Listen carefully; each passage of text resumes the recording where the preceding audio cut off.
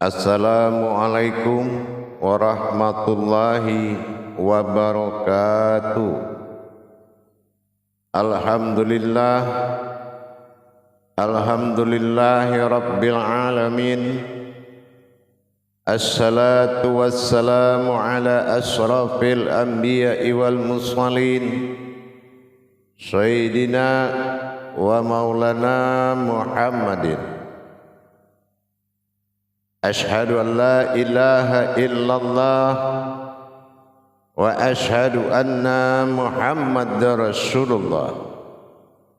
Allahumma salli ala sayyidina Muhammadin wa izzatin illallahu sirri ala sirri fi sirri wa sifatin wal ikram ya wal jalila wal ikram. Bersyukur kita kepada Allah dengan mengucapkan alhamdulillahirabbil alamin atas segala limpahan karunia rahmah dan hidayahnya, serta dengan izinnya juga kita dapat menjalankan amanahnya, beramal dan beribadah zahir batin dunia dan akhirat. Bersalam kita tidak akan pernah kita lupakan. Marilah sama-sama kita sampaikan kepada junjungan kita Nabi Allah, Nabiul Akhirul Zaman, Rasulullah Muhammad sallallahu alaihi wasallam.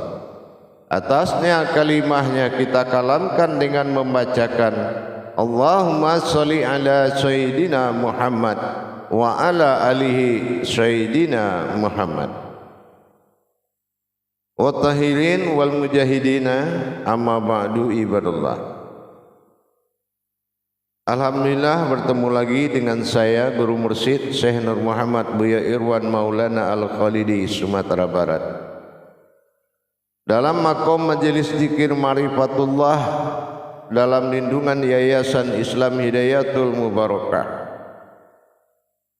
Insyaallah akan selalu berbagi ilmu dalam tayangan YouTube Kupas Tuntas, yaitu YouTube Buya Pasaman Timur, yang mana akan selalu berbagi wawasan dan ilmu pengetahuan kepada sesama demi meningkatkan iman dan takwa kita kepada Allah Subhanahu wa taala.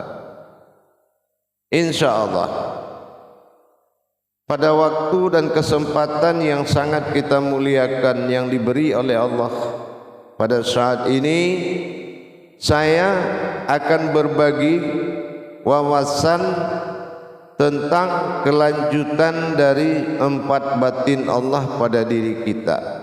Ini sumber segalanya, 4 batin Allah. 2 telah kita kajian, yaitu tentang napas dan ampas. Tapi pada saat ini kita akan melanjutkan kepada tingkat batin ketiga, yaitu yang dinamakan dengan batin nupus. Nupus adalah sebuah nama batin yang mana di sini sangat dituntut fungsi yang paling tinggi, fungsi yang sangat tinggi. Nupus adalah nama batin Allah yang mana batin ini adalah tingkat sir atau tingkat rahasia. Batin ini adalah tingkat rahasia atau dikatakan sir. Batin nupus adalah batin yang menggerakkan dan menjaga. Batin nupus dikenal dengan batin dalam batin atau sir dalam batin yang menggerakkan. Kodrat daripada batin nupus ini sifatnya ada di dada manusia, di dada kita. Di dada ini maknanya adalah sebuah rahasia yang ada dalam batin. Kalau batin di dada itu namanya markubah atau jantung. Nah, jantung itu adalah sumber batin yang bergerak. bukan jantung kasar tapi jantung yang halus. Dinamakan dengan markubah. Nah, yang nupus itu yang sir yang ada di dalam gerak jantung atau yang menggerakkan batin tersebut. Ini sir. Ini namanya nupus. Jadi untuk mengontrol dan mengamalkan nupus ini harus melalui yaitu hidung, ya. Karena dia adalah nupus batin sifatnya. Jadi harus melalui hidung. Kemana arah daripada ini semua? Ini dikenal juga dengan sifat wujud, ya. Nah, wujudnya adalah seperti batin, tetapi dia sir. Nah, gitu. Jadi dia adalah sumber batin, sumber sir yang ada dalam batin jantung. Nah, ini dikatakan juga dengan pada kalam hijaiyah disebut dengan alif pada tubuh insan. Nah, ini nupus ini adalah kodrat alif pada tubuh insan, natijahnya insan, ya. Nah, jadi kalau kita tahu di dalam nupus tadi, di dalam batin jantung itu ada sir namanya nupus, ya, sir yang namanya nupus. Nah, ini adalah disebut dengan sifat kontrol ma'rifat. Jadi kalau kita ingin mendirikan sifat kodrat sirnya Allah yang ada di dalam jantung, ini dinamakan dengan sir yang ada dalam batin atau sir yang ada di dalam insan. Jadi kalau batinnya insan itu atau sirnya atau dikatakan batinnya insan ini dalam sebutannya ini disebutkan nupus. Yang mana nupus inilah yang dikatakan tidak hilang seorang itu bertuhan meskipun secara fisik dia tidak mampu melaksanakan, tapi hubungan bertuhannya tetap jalan. Nah, ini dikatakan kodratnya sholahud daim. Nah, ini yang dikatakan sholahud daim. Jadi tidak memutuskan hubungan batin antara kita dengan Allah meskipun kita berhalangan atau nuzuk dalam menjalankan perintah Allah atau ada halangan sakit dan lain-lain. Dan hubungan batin ini adalah hubungan kepada titik nupus yang ada di dalam jantung tadi. Jadi apabila kita berhalangan mengerjakan sesuatu atau berjalan dengan makom sir nupus, dikatakan nupus dalam batin tadi, maka disinilah kita mendapatkan hakikat diri yang sebenarnya atau diri yang dikatakan diri dalam diri. Inilah sebuah sir dalam insan. Sirnya insan itu nupus. Jadi nupus ini adalah alat batin, suatu kodrat batin bagi Allah untuk menjaga hubungan ketuhanan. Maka dari itu para jemaah, jadi kalau kita mendapatkan suatu ibadah nupus ini harus dengan makom hu, ya, menghubungkan diri dengan kodrat nupus itu. Ini namanya sholatul daim, sholat daim.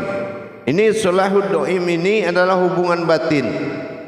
Jadi kita berhubungan batin, kontak batin adalah dengan nupus dan bernapasnya dengan hidung dan diarahkan kepada batinnya atau alif tersiratnya atau batinnya yang ada di dalam insan kita. Jadi dia tidak boleh dikasih tempat, tetapi dia ada di dalam kodrat batin, yaitu sir. Sir itu bernama nupus. Ada sesuatu rahasia dalam batin yang mana ini disebut juga dengan alif tersirat, alif tersirat atau batin nupus. Jadi kalau kita menzikirkan, mensucikan subhanallah, subhanallah menuju batin, menuju sir yang ada di tubuh an'am itu, nah ini nupus namanya. Nah, kalau kita melaksanakan ibadah itu, ini namanya tauhid syahadah. Nah, ini dinamakan hubungan langsung. Ya, jadi dengan adanya perantara hu kemanapun ia, itu adalah aku.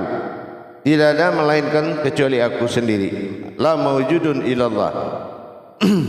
Jadi dengan kita demikian, kita mengontrol nufus ini dengan tarikan napas hidung. Itu yang diakukan di dalam, diingat, dan akunya maujud di luar. Jadi dengan hubungan batin zahir dengan batinnya Allah atau nufus itu membuat nilai perbuatan atau gerakan seorang umat itu dalam sholahul do'im. Nah, ini yang membuat gerakan do'im atau gerakan sholat. Dimanapun berada akan diakui gerakannya itu sholat, asal kita menggerakkan dalam hal yang pantas. Jadi ini namanya nufus. Jadi nufus ini sifatnya af'al, ya. Nah, af'alnya ini geraknya adalah zat. Jadi nufus ini af'alnya adalah zatnya Allah. Zat ini adalah gerakan daripada diri kita. Jadi kalau gerakan diri itu adalah gerakan menuju ketuhanan, itu dinamakan dengan nufus. Hu ke atas, hu ke bawah, hu aku. Jadi aku adalah aku. Nah, disinilah kita benar-benar menikmati bagaimana zatnya Allah tadi betul-betul menuju nufus, menuju batinnya Allah yang menggerakkan jantung itu. Berhubungan ketuhanan. Jamaah yang dirahmati Allah rahimakumullah. Jadi jelas kita sudah meningkatkan dari hubungan kodrat sampai ke tingkat ibadah diri tanafas sampai kepada makom nufus. Nah, di makom nufus inilah kita benar-benar menikmati sekali, yaitu tiadalah diri melainkan dirinya. Ini benar-benar menghilangkan diri. Ini ibadah yang benar-benar menghilangkan diri kita, sehingga tiada yang lain berdiri kecuali dirinya semata. Kemanapun aku. Nah, kalau kita beribadah, kemanapun adalah dia.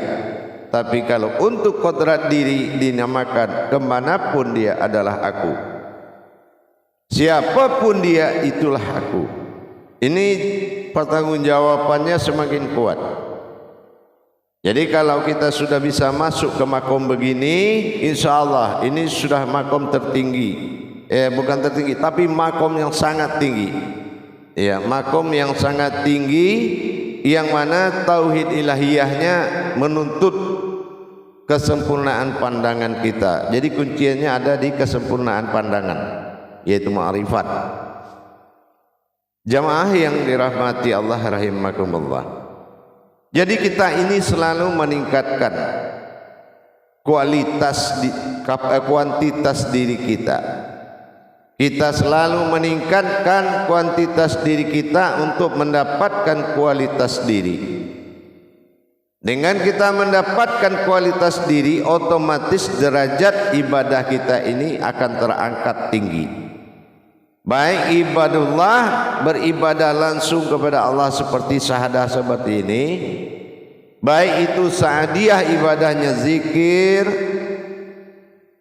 apalagi sholat sebagai ibadah langsung, itu lebih menyempurnakan, karena kesempurnaan bertuhan ini menentukan kesempurnaan ibadah. Kalau kesempurnaan bertuhan kita belum mencapai titik sempurna, maka Allah selalu menyempurnakan.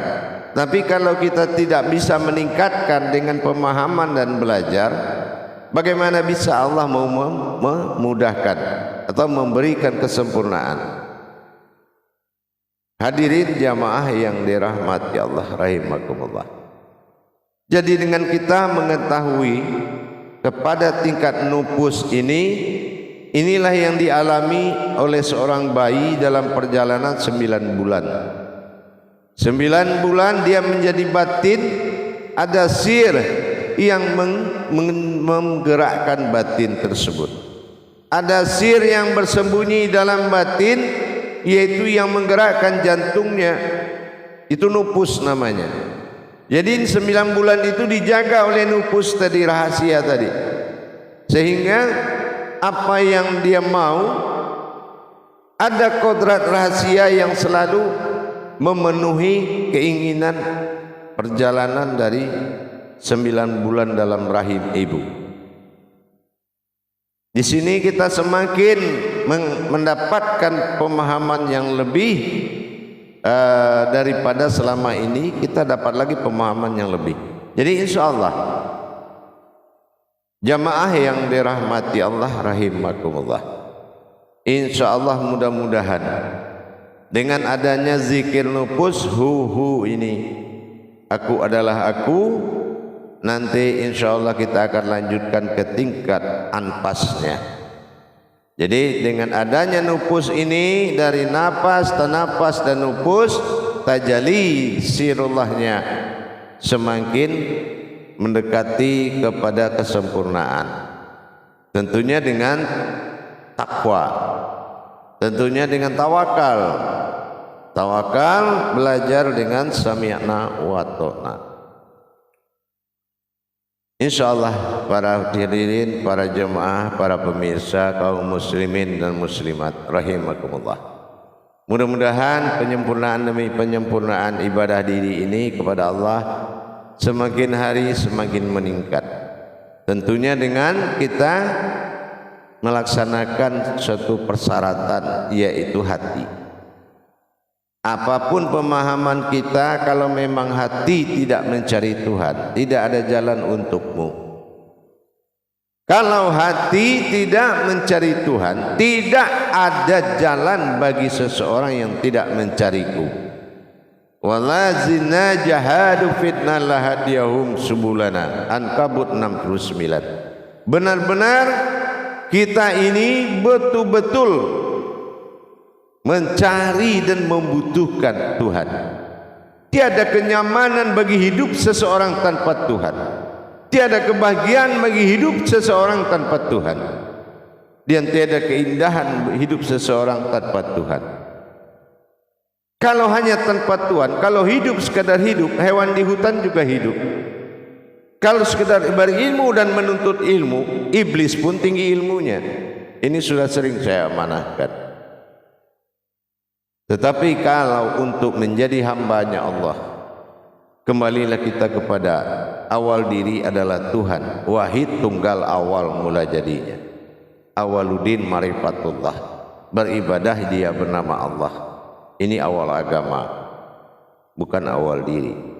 Jadi dengan kita selalu meningkatkan ukhuwah ilmiah kita kepada Allah, akhirnya ketaklukan kita kepada Allah itu semakin tinggi.